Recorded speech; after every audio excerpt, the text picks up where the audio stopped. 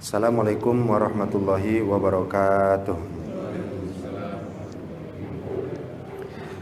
Bismillah, alhamdulillah, alhamdulillahi rabbil alamin, wa bihi nasta'inu ala umri dunya waddin. Wassalatu wassalamu ala ashrafil anbiya'i wal mursalin, sayyidina wa habibina wa qurrati a'yunina wa maulana Muhammadin sallallahu alaihi wasallam wa ala alihi wa ashabihi wa man tabi'ahum bi ihsanin ila yaumiddin, amma ba'du. Wa qala fi du'a rabbi israh li sadri wa yassir li amri wa hlul 'uqdatam min lisani yafqahu qawli.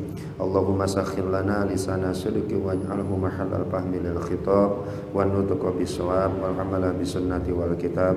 Allahumma iftah 'alaina futuhal arifin bi hikmatika wansur 'alaina rahmataka wa dzakkirna ma nasina ya dzal jalali wal ikram walhamdulillahi rabbil alamin. Alhamdulillah, pada malam hari ini kita akan lanjutkan lagi kajian kita membaca kitab hikam, yang insyaallah kita akan melanjutkan kajian yang sempat kita kaji kemarin. Itu adalah hikmah al-anwaru matoyal qulubi wal asrar. Nur itu adalah tunggangannya hati dan tunggangannya sir, dan itu sudah kita kaji. Jadi salah satu fungsi nur itu yang kemarin kita bahas ada 3 ya Pak ya. Ini salah dari mana ya Pak? Memang speakernya ya. Yang pertama kan kemarin kita bahas itu ada warid atau nur bidayah atau warid iqbal, kemudian ada juga nur wasatiyah, kemudian ada yang terakhir nur atau warid nur nihayah ya, akhir penuntungan. Itu salah satu fungsinya. Kemudian insyaallah pada kesempatan ini Syekh Ibnu Athaillah As-Sakandari pun akan menutup lagi hikmah ini dengan pembahasan fungsi nur yang selanjutnya. Bismillahirrahmanirrahim. Qala mu'allifu hadzal kitab rahimahullahu taala wa nafa'ana bihi wa bi ulumihi wa a'dalaina min barakatihi wa karamatihi. Allahumma waffiqna li isabati shawab wa janibna zayga wal irdiyab wa anfa'na wal muslimina bima hawahu hadzal kitab. An-nuru jundul qalbi kama anna dzulmata jundun nafsi. Fa idza aradallahu ayyan sura 'abdahu amaddahu bi junudil anwar wa qata'a anhu madadaz zulami wal aghyar. An-nuru, cahaya itu, jundul qalbi, adalah bala tentaranya hati. Kama anna zulma, sama halnya seperti gelap. Jadi kalau nur itu cahaya, nur itu bala tentara untuk hati, seperti sama halnya seperti gelap, jundun nafsi, menjadi bala tentara nafsu. Faiza aradallah, maka ketika Allah hendak ayan surah abdahu, menolong hambanya, amaddahu bijunudil anwar, maka Allah akan karuniakan ia dengan nur. Yang nur ini berfungsi sebagai nanti junud ya Pak, bala tentara. Wa qata'a anhu madadaz zulami wal aghyar, dan memutus menyebarnya gelap dalam dirinya, wal aghyar, dan makhluk-makhluk selain Allah Subhanahu wa taala. Nah, jadi di sini Syekh Ibnu Athaillah As-Sakandari yang pertama hendak menyerupakan atau mengumpamakan ada gelap, ada nur ya Pak ya. Kemudian nanti ada kolbu dan ada nafsu. Dan ini salah satu yang berlawanan. Jadi salah satu lawan bagi kolbu kita, dan kita tahu bahwa ruh ini kemarin kan namanya beda-beda ya Pak ya. Ada yang dinamakan nafsu ruhnya, ada yang dinamakan kolbu, ada yang dinamakan ruh, ada yang dinamakan sir, bahkan ada yang dinamakan akal. Kenapa itu bisa beda namanya? Bikhtilafi ahwalihi, tergantung bedanya keadaan masing-masing. Nah, kita coba lihat lagi ya Pak ya. Bedanya gimana? Kalau dia masih diliputi dengan syahwat, ruhnya, dirinya masih diliputi dengan syahwat, masih banyak sifat-sifat aib tercela di dalam dirinya, maka ruh tadi bernama nafsu. Kalau sekarang dia sudah berganti, Faidan zajarat wan alaqat in aiqal al bair, kalau dia sudah terkekang artinya syahwatnya dia kekang, kemudian keinginan buruk nafsunya sudah dia kekang, maka ruh tadi berubah namanya menjadi aklan, menjadi akal. Kemudian gimana kalau keadaan dirinya itu kadang-kadang baik, kadang-kadang buruk, kadang-kadang maksiat, kadang-kadang taat, kadang-kadang zikir, kadang-kadang ghaflah. Nah, kalau seperti itu berubah namanya menjadi kolban. Kolban itu bolak-balik ya Pak ya, masih ke sana, masih ke sini. Nah, kemudian gimana kalau sudah merasa tenang, sudah merasa nyaman, anteng, wasakanat, wasarohat, rasa enak, minta abil basyariah dari kepayahan-kepayahan yang bersifat manusia, maka tenang itu disebutnya ruh. Jadi dia sudah tidak lagi terganggu dengan sifat-sifat basyariah, sudah tidak lagi bercampur dirinya dengan sifat-sifat basyariah, maka nanti ruhnya itu bernama ruh. Jadi ruh itu artinya tenang ya Pak ya, anteng, enak, namanya ruh. Nah, kemudian ketika ittasopat bin gobasil hisyi, sudah bersih ruhnya tersebut dari kegelapan-kegelapan makhluk, dari hawa nafsu dan lain-lainnya, maka berubahlah yang tadinya bernama ruh menjadi sir. Ini semuanya sudah tidak ada lagi selain Allah di dalam dirinya, bahkan untuk eksistensinya sendiri pun sudah dia tidak hiraukan, karena yang terlihat di dalam hatinya hanya keagungan dan kemuliaan Allah Subhanahu wa taala. Nah, itulah sir yang dimiliki oleh seseorang hamba Allah Subhanahu wa taala. Dan itu kemarin ya Pak ya, dari mulai maksiat menjadi taat. Dari taat kadang-kadang enggak khusyuk dijadikan khusyuk. Dari tadinya sudah khusyuk kemudian melihat anugerah Allah Subhanahu wa taala dalam hati. Sehingga itu kan perpindahan ya Pak ya. Pindahnya dari satu keadaan ke keadaan yang lain, nur itu disebutlah tunggangan. Ini kan al-anwar jadi matoyal qulub wal asror, memindahkan dari satu keadaan ke keadaan yang lain. Nah, sekarang apalagi fungsinya nur itu? Di nur ini bahasanya cahaya, dengan aplikasinya di dalamnya sebenarnya adalah petunjuk dari Allah Subhanahu wa taala, yang mana tugasnya yang pertama kali adalah untuk melawan bala tentara yang dimiliki oleh nafsu. Jadi nafsu itu punya bala tentara dan bala tentaranya kegelapan. Kalau hati punya bala tentara, yang bala tentaranya itu nur atau cahaya. Nah, kita kupas Pak. Nur atau cahaya tadi apa sih isinya? Yang menjadi bala tentara dari kolbu itu, satu, yakin kepada Allah Subhanahu wa taala. Yakinnya, tauhidnya kepada Allah sudah sangat luar biasa hebatnya. Itu yang pertama Pak. Jadi isi dari nur yang Allah Subhanahu wa taala berikan kepada hati seorang hamba itu adalah rasa yakin. Nah, kemudian yang kedua, ilmun tashabuhu basiroh. Ilmu diberikan oleh Allah memperkuat basirohnya, dibarengi dengan basiroh. Jadi basiroh itu adalah mata hati yang dengannya kita bisa melihat kekuasaan Allah. Ada punya ilmu tapi nggak punya basiroh kan nggak tetap ya banyak sifat-sifat Allah tidak terlihat. Terus sifat af'alnya Allah tidak terlihat. Nah, dengan basiroh inilah akan melihat sifat-sifatnya Allah. Jadi yang pertama, nur itu isinya adalah rasa yakin yang tidak ada mang-mangnya. Ketika dalam keadaan susah, yakin Allah akan membantu. Ketika kita dapat balahi, yakin kita Allah Subhanahu wa taala akan mencarikan jalan keluarnya. Apapun yang kita alami dalam kehidupan ini, yakin kepada janji dan ancamannya Allah Subhanahu wa taala. Itu salah satu termasuk nur dari Allah Subhanahu wa taala yang nanti akan menjadi junud ya Pak, menjadi bala tentara untuk hati. Yang hati ini insyaallah lambat laun kalau dibimbing, diaping dengan bala tentara itu akan bertemu dengan Allah Subhanahu wa taala, akan melihat keagungan dan kekuasaan Allah Subhanahu wa taala. Nanti ada lawannya itu gelap tadi Pak. Nah, jadi yang pertama, nur tadi isinya apa Pak? Yakin. Yang kedua ilmu. Yang ketiga ilham. Nah, ini bala tentaranya. Nah, kemudian nanti ada gelap yang menjadi bala tentara nafsu, yang kalau sudah nafsu yang menang nanti kita kemungkinan cuma 3. Satu, rajin maksiatnya. Yang kedua, besar syahwatnya. Yang ketiga, banyak lalainya. Jadi kalau nafsu yang menang, ini kan nanti perang nih Pak, antara kolbu sama nafsu. Kolbu punya bala tentara, nafsu pun punya bala tentara. Bala tentaranya kalbu nur, bala tentaranya nafsu gelap. Kegelapan ini apa isinya? 3. Yang pertama, du'ful yakin, lemahnya keyakinan.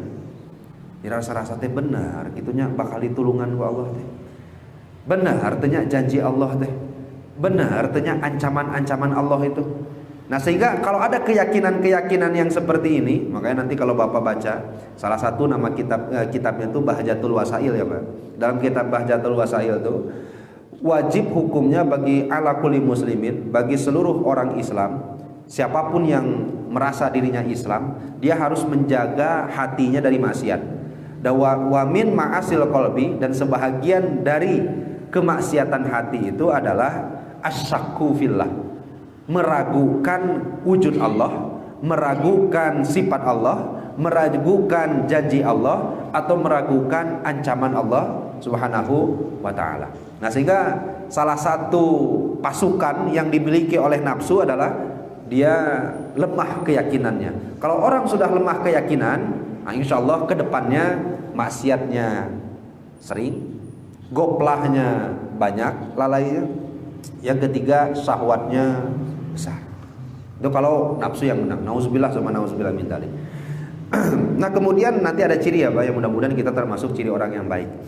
Yang kedua, golabatul jahli ala nafsi. Dirinya dikuasai oleh ketidaktahuan. Jadi bodoh namanya, miskin dengan ilmu. Jadi kalau ada orang yang miskin dengan ilmu, itu rentan menjadi nafsunya semakin kuat. Kalau nafsu sudah semakin kuat, tadi kemungkinan cuma 3. Jadi salah satu pasukan nafsu itu adalah kebodohan. Kebodohan yang selalu mengalahkan atau bahkan menguasai dirinya.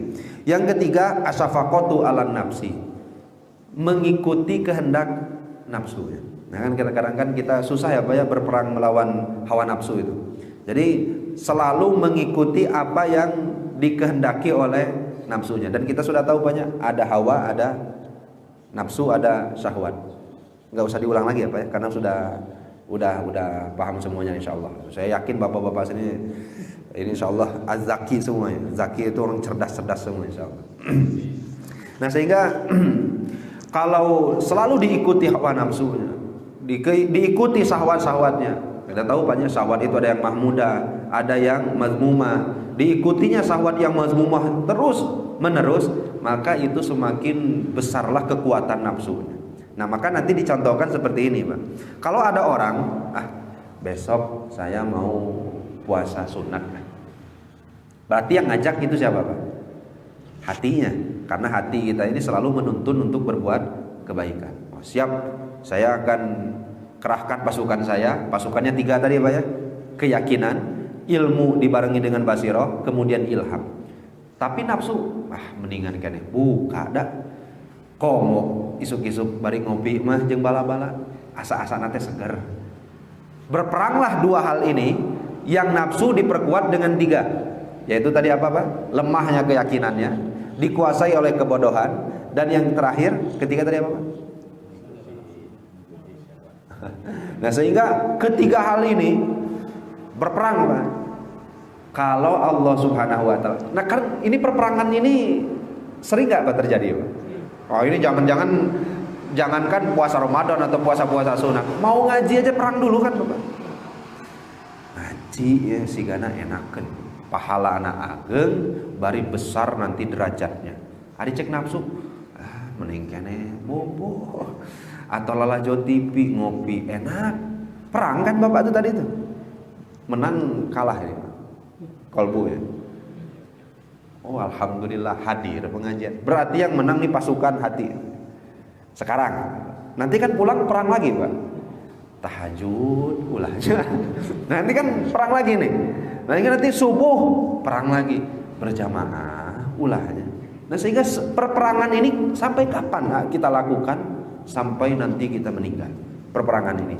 Nah, cuma satu kata Syekh Ibnu Athaillah As-Sakandari. Fa iza aradallah, ketika Allah Subhanahu wa taala hendak menolong hambanya, Allah mau menolong hambanya, maka 3 nur yang tadi akan Allah kuasakan ke dalam hatinya. Nah, ini pertolongan Allah tuh. Ketika Allah ingin membuat hambanya itu menjadi orang yang dekat dengannya, atau bahkan Allah ingin membuat hambanya itu melihat keagungan Allah Subhanahu wa taala, bermusahadah dengan Allah, bermakrifat dengan Allah, maka hatinya akan dikasih cahaya. Yang bentuk dari cahaya tadi tiga. Satu, yakin dengan janji Allah. Yang kedua, nanti akan bertambah ilmunya dibarengi dengan segenap basirohna. Yang ketiga, diparinan ilham Allah Subhanahu wa taala. Sehingga ketika berperang dengan hawa nafsu, dia akan selalu menang. Nafsunya akan terkalahkan, kegelapan-kegelapan yang isinya tiga tadi akan menghilang, makhluk yang ada di dalam hati akan hilang.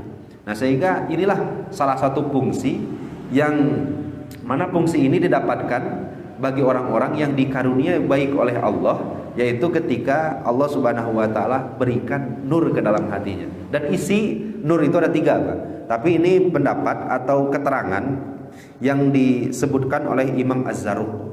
Jadi Imam Az-Zarruq itu menyebutkan tiga ternyata nur yang diberikan oleh Allah ke dalam hati seorang hamba.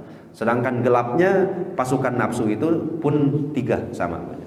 Nah, sehingga kalaulah akibat nafsu menang itu syahwatnya besar, goplahnya banyak, kemudian maksiatnya banyak, kalau hatinya yang menang berarti kan tinggal sebaliknya. Syahwatnya jadi mengurang, nafsu dan hawa nafsunya jadi mengurang. Yang kedua, maksiatnya jadi berkurang. Yang ketiga, zikirnya akan semakin banyak. Nah, itulah ciri-cirinya. Makanya ada dalam salah satu kitab, namanya kitab Ayyuhal Walad. Ini kalau Bapak mau sih, ini coba beli, nama kitabnya Ayyuhal Walad. Ini satu kitab risalah itu semacam surat, Pak. Semacam surat yang dikirimkan oleh Imam Abu Hamid Al-Ghazali ke seorang muridnya. Yang muridnya ini udah mesantren ke Imam Ghazali itu tahun-tahunan. Tapi pada akhirnya ketika mau mukim, beliau itu meminta nasihat kepada Imam Ghazali. Mama, saya minta nasihat, beberapa nasihat saja, yang dengan nasihat ini akan saya bawa sampai meninggal, akan saya jaga dan saya amalkan. Maka Imam Ghazali itu membuat menulis satu kitab namanya Ayyuhal Walad. Arti Ayyuhal Walad itu wahai anakku. Itu udah ada terjemahnya, Pak. Ayyuhal Walad. Apa nasihat yang pertama? Nasihat yang pertama yang disampaikan oleh Imam Al-Ghazali adalah memanfaatkan waktu.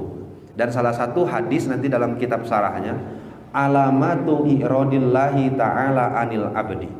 Ada ciri kalau Allah tuh lagi sayang ke hamba, dan ada ciri Allah tuh lagi membiarkan hambanya. Ada cirinya. Dan kita sebutkan beberapa hadisnya. Pertama, apa cirinya kalau Allah lagi sayang ke seorang hambanya? Atau apa cirinya Allah Subhanahu wa taala lagi berpaling dari hambanya, membiarkan hambanya dalam kesesatan? Cirinya ialah istighaluhu bima la ya'ni. Allah akan biarkan, sibukkan dia dengan sesuatu yang gak ada manfaat bagi dirinya fid dunia wal akhirah, baik untuk dunianya ataupun akhiratnya. Kalau ada seorang hamba yang sudah tersibukkan dengan sesuatu yang sudah tidak ada manfaat untuk dunia, tidak ada manfaat untuk akhirat, maka itu sudah jadi alamat Allah tengah berpaling dari dia. Allah sudah tidak lagi rahmat kepada dia. Nauzubillah, summa nauzubillah min dzalik. Habisnya waktu itu dengan sesuatu yang gak ada manfaatnya, Pak. Kalau sudah seperti itu ciri Allah lagi menghindar. Allah berpaling dari orang yang seperti itu. Bahkan apalagi ciri kalau Allah Subhanahu wa taala itu lagi membuat seseorang itu semakin jauh dengan Allah Subhanahu wa taala. Ada cirinya, Pak. Kata Rasulullah sallallahu alaihi wasallam, idza ra'aita Allah, ketika kamu melihat Allah, yu'ti abdahu ma yuhibbu, selalu memberikan hambanya apa yang dia inginkan. Wa huwa muqimun ala ma'siyatihi, sedangkan dia selalu saja bermaksiat tak henti-henti. Tapi yang diinginkan teh kawujud wae. Maka itu adalah salah satu tipu daya Allah yang mana Allah hendak menjauhkan hamba tersebut dari Allah Subhanahu wa taala. Ini ciri-ciri. Nauzubillah summa nauzubillah min dzalik. Makanya kita sudah sampaikan banyak di beberapa hikmah yang sebelumnya. Kalau ulama tasawuf itu apa yang diinginkan terwujud bingah, bungah, senang, ngan senangna parhatan wahidatan sekali. Tapi kalau apa yang dia inginkan tidak terwujud dan diganti dengan sesuatu yang lain, maka bunganya jadi 1000 kali. Pernah ya Pak? Saya sampaikan. Tapi asa belum gitu. Asa belum ayahnya uramanya. Dan sehingga pernah kita sampaikan di hikmah yang sebelumnya. Kenapa bisa seperti itu? Ya karena memang apa yang Allah pilihkan untuk hamba tentu lebih terbaik daripada apa yang dia inginkan untuk dirinya sendiri. Ya, wa asa an takrahu syai'an wa huwa khairul lakum wa asa an tuhibbu syai'an wa huwa syarrul lakum. Kalau itu bagus menurut kita tapi tidak menurut Allah, atau buruk menurut kita tetapi malah itu yang terbaik menurut Allah Subhanahu wa taala. Ditutup ayatnya wallahu ya'lamu wa antum la ta'lamun. Yang tahu hanyalah Allah Subhanahu wa taala. Nah, tinggallah salah satu tugas kita bagaimana caranya kaifa yakunu at-ta'arrudu li al-tafillahi ta'ala atau azza wa jalla. Bagaimana caranya agar nur yang 3 tadi, warid, nur itu tuh kene banyak. Kita sudah bahas kemarin bahwa caranya kan ibadah, nyanyian, mujahadah sesungguh-sungguhnya, kemudian memperbanyak zikir, memperbanyak sedekah dan lain-lain. Nah, saya bacakan versi dari Syekh Ramadan Al-Buti.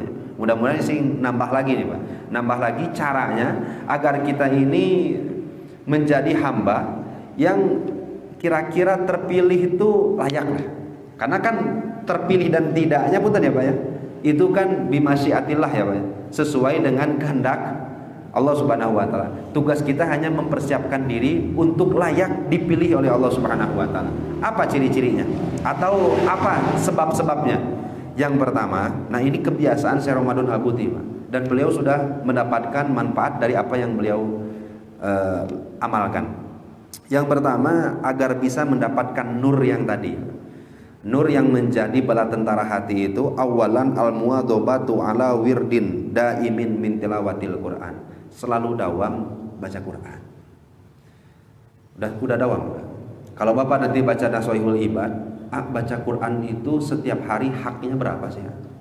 Kalau kita tahu kan zakat fitrah haknya bagi fakir miskin itu berapa Pak? 2,5 kilogram beras. Itu kan versi madhab Syafi'i. Kalau versi madhab Imam Abu Hanifah itu 1 kilogram kurma itu hak untuk orang-orang yang miskin. Itu secara kontemporernya seperti itulah fikihnya. Kalau zakat mal, Bapak punya emas simpanan punya 85 kilogram lebih, maka itu kan nanti ada hak orang lain berapa Pak? 2,5%. Kalau Bapak dagang dan lain-lain itu kan nanti 2,5% asal sudah haul dan nisab. Kalau Bapak bertani setiap panen itu kan muasyarat 1/10 berarti 10%.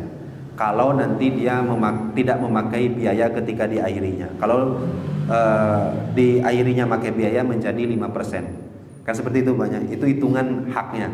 Nah, kalau baca Quran haknya sehari berapa? Selembar. Satu halaman. Nah, jadi kalau kita baca dalam kitab Nashihul Ibad, man qara'a mi'ata ayatin minal Qur'an faqad ata haqqahu. Kalau ada orang yang membaca 100 ayat sehari dari Al-Qur'an, itu sudah memenuhi haknya Al-Qur'an. Jadi 100 ayat. Kalau selembar seberapa ayat? Selembar seberapa ayat? Nah, tapi lamun amaya tasa'alun masih kan. Nah, amaya tasa'alun hampir 40 ayat kan. Itu hanya satu lembar sakaca sedikit lah gitu banyak. Itu sampai ke segitu apa? Tapi kita tidak patok itunya. Tidak patok itunya. Kata beliau, yang terpenting adalah dawamnya. Dawam membaca Al-Qur'an. Ini susah itu ya Pak. Jadi istiqomahnya, dawamnya itu yang paling susah. Baca seminggu sekali ya bisa, sebulan sekali saya pokoknya mah sebulan sekali 200, iya. Tapi yang susah itu ya sedikit tetapi konsisten. Makanya kan sampai-sampai Rasul itu pernah menyampaikan satu hadis, ahabbul a'mali ilallah adwamuha wa inqalla. Amal yang paling mungkin mendapatkan cintanya Allah itu, paling dekat untuk mendapatkan rasa cintanya Allah itu adalah adwamuha, amal yang paling dawam, wa inqalla, walaupun nilainya secara kecil, atau kegiatannya amalnya sedikit. Bari sok sanajan 2 rakaat asal unggal penting itu lebih baik daripada 1000 rakaat setahun sekali. Kan hitungannya kayak gitu banyak. Nah sehingga ini nih kata Syekh Ibnu Athaillah yang kata Syekh Ramadan Al-Buti, dawam baca Al-Qur'an. Nah setelah dawam Al-Qur'an, semakin banyak bacaannya, semakin banyak ayatnya, itu tentu semakin baik. Kemudian nanti dijaga, tajwidnya dijaga, makharijul hurufnya diupayakan untuk dijaga. Kemudian wa'ala ayyaqra'a bi ta'ammulin wa tadabbur. Ini yang sering terlupa banyak. Bacanya harus dengan tadabbur, ta'ammul, memikirkan apa yang Allah Subhanahu wa taala tengah bicarakan. Itu harus seperti itu, Pak. Dan insyaallah kalau orang sudah dawam seperti ini, kemungkinan besar dia akan mendapatkan nur yang 3 tadi, Pak. Kemungkinan besar. Yang kedua, sanian al-muwadhabatu ala wirdin daimin, selalu berzikir. Zikir yang terbaik apa? Disebutkan 1 istighfar, 2 tasbih, 3 tahmid, 4 tahlil, 5 sholawat. Bapak tinggal pilih mau tasbih yang didawamkan, subhanallah, subhanallah. Saya mah pingin yang al-baqiyatus sholihah aja, langsung subhanallah walhamdulillah wala ilaha illallah wallahu akbar. Saya mau langsung 4-4-nya, itu tentu terbaik. Jadi dawam zikirnya. Nah ini digambarkan banyak. Digambarkan kalau orang yang mendawamkan zikir ini tata cara yang dilakukan oleh Syekh Ramadan Al-Buti kayak gimana? Ini bisa kita ikuti banyak. Yang pertama, wa bayanu zalika ayastaghfirullaha mi'ata maratin waqtas sahur. Bapak ketika sahur atau waktu jam 2, jam 3 baca istighfar 100 kali.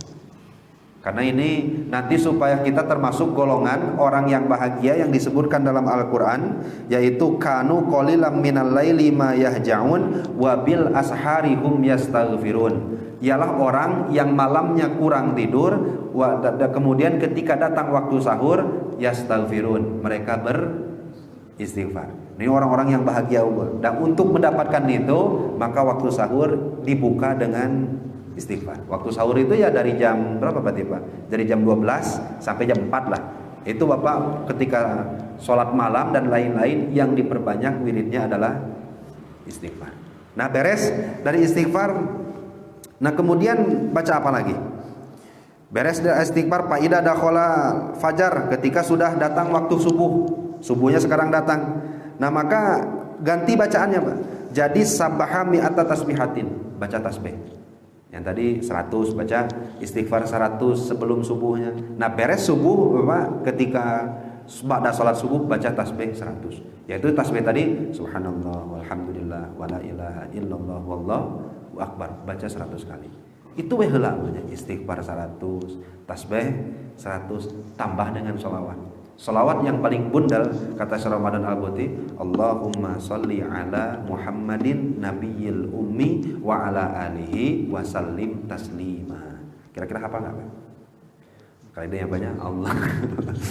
Allahumma sholli ala Muhammadin nabiyil ummi wa ala alihi wasallim taslima. Kalau Bapak mau tambahkan wa ala alihi wa sahbihi wasallim taslima, silakan. Panjang-panjang teuing. Pengen yang pendeknya sallallahu ala Muhammad sallallahu ala Muhammad sallallahu ala Muhammad. Silahkan. Cuma ada sebagian ulama yang kalau baca sholawat enggak pakai salam makruh hukumnya. Bahkan ada yang mengharamkan. Karena kan perintahnya 2. Ya ayyuhallazina amanu shollu alaihi wasal. Nah kan ada 2 banyak. Shollu, bacalah sholawat, wasallimu, dan bacalah salam. Sehingga kalau hanya sallallahu ala Muhammad sallallahu ala Muhammad, salamnya enggak ada. Nah, ada yang memakruhkan, bahkan ada sebagian ulama yang mengharamkan.